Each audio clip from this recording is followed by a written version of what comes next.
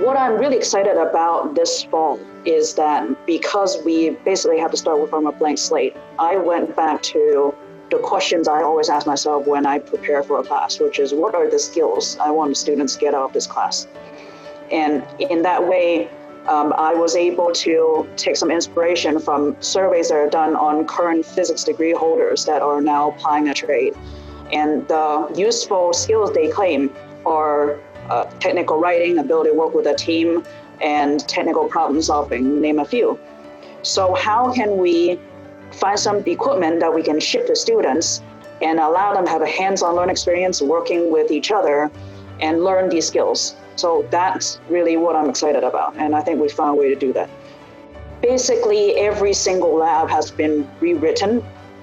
So they're new labs. They're definitely not the old labs that we're shoehorning into Zoom classroom because it just would not work well. And there are definitely some experiments that are being developed now that I think if students really enjoy and it works out well, I would keep teaching.